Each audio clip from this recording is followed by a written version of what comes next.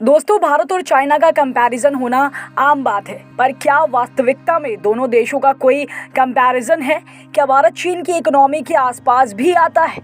आज की सिचुएशन में अगर यह सवाल पूछा जाए तो इसका जवाब होगा नहीं। सत्य यह है कि चीन भारत से बीलों आगे निकल चुका है और भारत में असल मायने में आर्थिक प्रगति अब शुरू की है। इस वीडियो में हम बात करेंगे उन 3 मुख्य पिलर की जिन पर पूरे चाइना की अर्थव्यवस्था टिकी हुई है। जब आप इन 3 पिलर के बारे में जानेंगे तब आपको यह पता चलेगा कि आखिर क्यों चीन भारत से इतना आगे है। इसके अलावा हाल फिलहाल में IMF द्वारा जारी की गई एक रिपोर्ट के अनुसार भारत काफ़ी अच्छा प्रदर्शन कर रहा है, पर उसे 2 सेक्टर में खास इम्प्रूवमेंट की ज़रूरत है।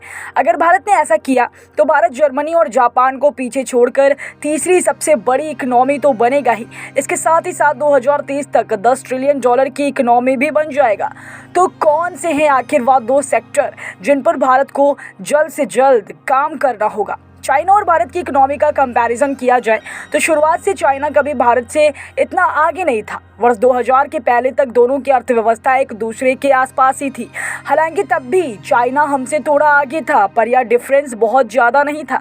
लेकिन वर्ष 2000 के बाद चीन ने अपनी पॉलिसी में 3 चीज़ों को प्रायोरिटी दी और वही 3 चीज़ें चाइना की अर्थव्यवस्था के मेन पिलर हैं। सबसे पहला पिलर जिस पर पूरे चाइना की इकोनॉमी टिकी हुई है वह है इंफ्रास्ट्रक्चर। जब से चाइना ने अपनी अर्थव्यवस्था को ग्रो करना शुरू किया है उसका सबसे मेजर फोकस रहा है इंफ्रास्ट्रक्चर पर। सबसे पहले चाइना ने अपने देश में वर्ल्ड क्लास कनेक्टिंग फैसिलिटी बनाई। इसमें सड़क यातायात को सुगम बनाने के लिए वर्ल्ड क्लास रोड इंफ्रास्ट्रक्चर बनाया गया, रेलवे को बेहतरीन तरीके से डेवलप किया गया और वाटरवेज को डेवलप करने के लिए पोर्ट को बड़े स्तर पर बनाया गया है। अगर आप इंफ्रास्ट्रक्चर में दोनों देशों के बीच फ़र्क देखना चाहते हैं तो दिल्ली और बीजिंग की फ़ोटोज़ को देखकर समझ जाएंगे कि कौन सा देश आगे है। डेवलपमेंट की रेस में इतना आगे होने के बावजूद आज भी चाइना लगातार अपने इंफ्रास्ट्रक्चर पर इन्वेस्ट कर रहा है। इसी कड़ी में बात कर लेते हैं चीन के बेल्ट एंड रोड इनिशिएटिव की। दरअसल चाइना अपने ऐतिहासिक सिल्क रूट को वापस से रिवाइव करना चाहता है और इसलिए उसने बेल्ट एंड रोड इनिशिएटिव शुरू किया है। इसके तहत वह 2 सड़कों को विकसित करना चाहता है। इसमें new silk road economic belt जो कि भारत म्यांमार से होते हुए यूरेशिया तक जाती है और मैरीटाइम सिल्क रोड जो कि भारत से होते हुए साउथ ईस्ट एशिया और अफ्रीका तक जाती है शामिल है। चीन के इस पहल में सारे देश शामिल हैं, पर इनमें 42 देश ऐसे हैं जिनको चीन ने इतना कर्ज दिया है जो उनकी कुल GDP के 10% से भी ज़्यादा है। इन देशों में से प्रमुख देश पाकिस्तान जिस पर $65 अरब का कर्ज है, इंडोनेशिया पर $55 अरब, वियतनाम पर $29 अरब, लाओस पर $30 अरब और श्रीलंका पर $15 अरब का कर्ज है। पहले चीन कर्ज देकर इन देशों में इंफ्रास्ट्रक्चर को डेवलप करता है और फिर जब देश इस डेट ट्रैप में फंस जाते हैं और लोन की रिपेमेंट नहीं कर पाते हैं तो फिर वह उनकी टेरिटरी पर कब्जा कर लेता है। भारत ने अभी तक खुद को चीन के इस पहल से बाहर रखा है। चीन का दूसरा फोकस अपने आप को मैन्युफैक्चरिंग हब बनाना था। चीन एक संसाधन संपन्न देश है और वहाँ पर सारे कच्चे माल का भंडार है। इसके अलावा चीन ने अपनी मेजॉरिटी मजदूरों को स्किल्ड बनाया। चीन की आबादी ज़्यादा होने की वजह से वहाँ पर कंपनियों को कम कॉस्ट पर लेबर उपलब्ध हो जाती है और चीन ने अपनी बिजनेस पॉलिसी को इतना लिबरल बनाया कि मल्टीनेशनल कंपनियों ने अपनी मैन्युफैक्चरिंग यूनिट्स को चीन में स्थापित करना शुरू कर दिया। चीन ने अपने कच्चे माल के संसाधन और अपनी स्किल लेबर की मदद से अपने को वर्ल्ड का मैन्युफैक्चरिंग हब बना दिया। आज दुनिया में बन रही हर चीज़ का मेजॉरिटी हिस्सा चीन में बनता है।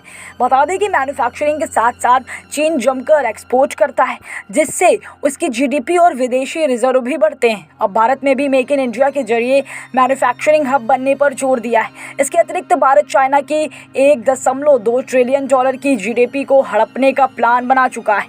इसके लिए भारत में गति शक्ति मिशन को लॉन्च किया गया है। गति शक्ति मिशन के जरिए चाइना की ऐसी ढेर सारी फैक्ट्री जिनके मालिक वहां की सरकार से परेशान हैं उन्हें भारत लाने की प्लानिंग की जा रही है। अगर ऐसा हुआ तो भारत की GDP में ज़बरदस्त उछाल आएगा, लेकिन इसके लिए भारत सरकार को तेज़ी से कदम बढ़ाने होंगे।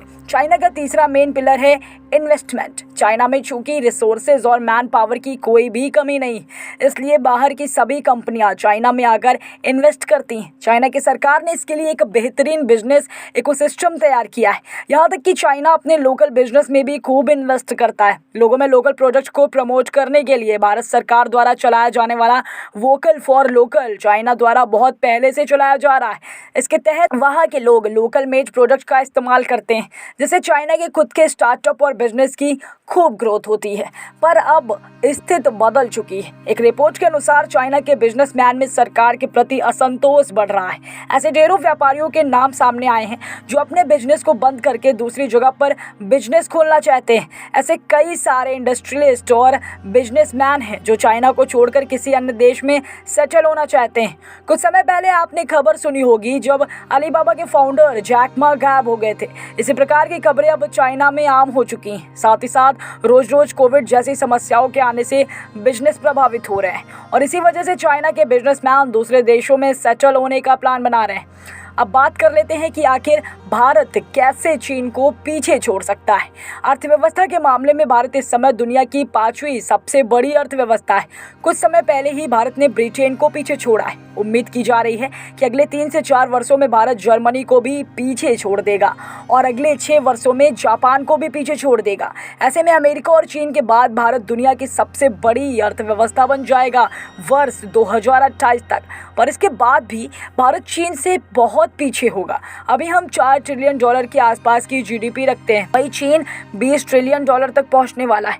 अगर अगले कुछ वर्षों में हमारा जो प्लान है उसके अनुसार भारत 2030 के आसपास तक $10 ट्रिलियन की अर्थव्यवस्था बन सकता है। पर उस समय तक चीन $28 ट्रिलियन पर होगा, यानी तब भी भारत और चीन के बीच बहुत अंतर होने वाला है। पर इस $10 ट्रिलियन की इकोनॉमी बनने के लिए भी भारत को कुछ जरूरी बदलाव करने होंगे। IMF की एक रिपोर्ट के अनुसार भारत बहुत अच्छा कर रहा है, पर अभी भी उसे अपनी पॉलिसी में कुछ बदलाव लाने की ज़रूरत है। अन्य सभी सेक्टर में भारत ज़बरदस्त ग्रोथ दिखा रहा है, पर ऐसे 2 सेक्टर हैं जिनमें भारत को जल्द से जल्द काम करने की ज़रूरत है।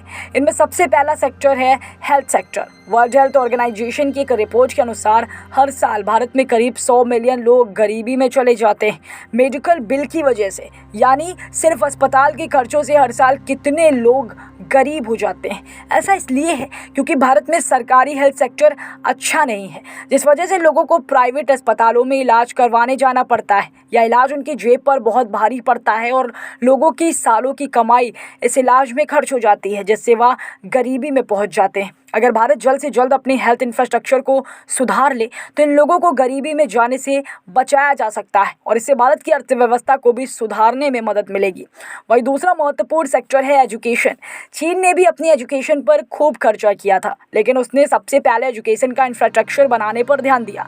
भारत अब एजुकेशन के इंफ्रास्ट्रक्चर को बेहतर कर रहा है। जैसे जैसे भारत में शिक्षा का स्तर बढ़ेगा वैसे वैसे और बेहतर मैन पावर भारत को मिलेगी, जो कि भारत की GDP की ग्रोथ में मददगार साबित होगा। शिक्षा के स्तर बढ़ने से भारत में स्किल्ड लेबर की कमी भी पूरी करने में मदद मिलेगी। इन दोनों क्षेत्रों में अगर भारत सरकार ने अच्छे से कार्य किया तो जल्द ही भारत $10 ट्रिलियन मार्क को छू लेगा।